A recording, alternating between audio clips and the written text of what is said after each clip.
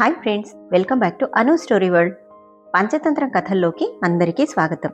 ఇవాళ మిత్రభేదంలోని తెలివి తక్కువ సింహం తెలివైన కుందేలు అనే కథ చెప్పుకుందాం. ఒక అడవిలో క్రూర స్వభావం గల సింహం నివసించేది.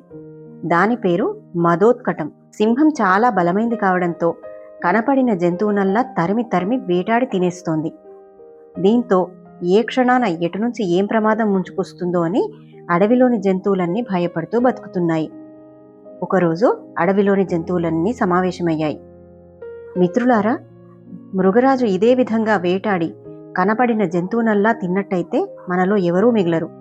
కాబట్టి మనలో రోజుకొకరు సింహానికి ఆహారంగా వెళ్ళినట్టయితే అనుకోని ప్రాణభయం ఉండదు అని తీర్మానించుకుని ఈ విషయాన్ని సింహ దృష్టికి తీసుకెళ్లాయి. వేటాడకుండానే ఆహారం స్వయంగా తన వద్దకు వస్తుందని ఆనందిస్తూ ఈ ఒప్పందానికి సింహం అంగీకరించింది. సమయానికి నాకు ఆహారం అందకపోతే మాత్రం మీ సంగతి తేలుస్తాను అని గర్జించి హెచ్చరించింది ఆ పొగర్బోతు సింహం. సింహానికి ఇచ్చిన మాట ప్రకారం ఆ రోజు నుండి అడవి జంతువులు రోజుకొకరు చొప్పున ఆహారంగా వెళ్తున్నాయి. ఒకరోజు కుందేలు వంతు వచ్చింది. కుందేలు చాలా తెలివైంది కావడంతో ఆ అపాయం నుండి ఎలా తప్పించుకోవాలా అని పథకం వేసింది. చెప్పిన సమయానికి కాకుండా కుందేలు చాలా ఆలస్యంగా మృగరాజు వద్దకు వెళ్ళింది. సింహానికి ఆకలి పెరిగిపోయి చిందులు వేయడం ప్రారంభించింది. కుందేలు అడుగులో అడుగు వేసుకుంటూ సింహం వద్దకు చేరింది. ఇంత ఆలస్యంగా నా రావడం అని గర్జించింది సింహం. కుందేలు భయపడినట్టు నటిస్తూ, లేదు మృగరాజా, నేను నా మిత్రులతో కలిసి సకాలంలోనే నీ వద్దకు బయలుదేరాను. దారిలో మరో సింహం నాకు ఎదురైంది.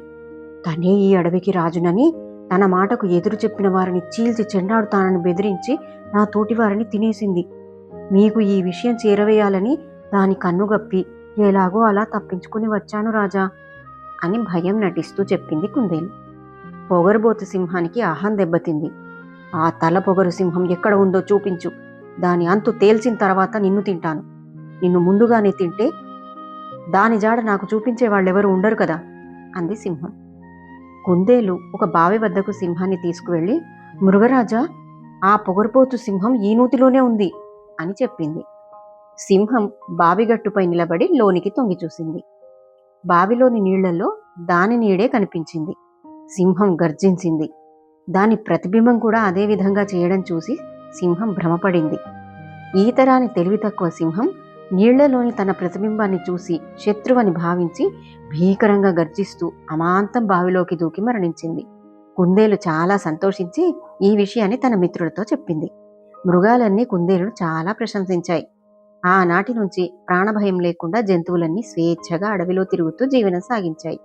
కాబట్టి సమస్యలు వచ్చినప్పుడు భయపడకుండా ప్రశాంతంగా తెలివిగా ఆలోచిస్తే అవి సునాయాసంగా పరిష్కారం అవుతాయి. అది కథ. ఈ కథ మీకు నచ్చినట్టయితే ఒక లైక్ వేసుకోండి. మరిన్ని మంచి కథల కోసం నా ఛానల్ని సబ్స్క్రైబ్ చేసుకోండి. Thank you.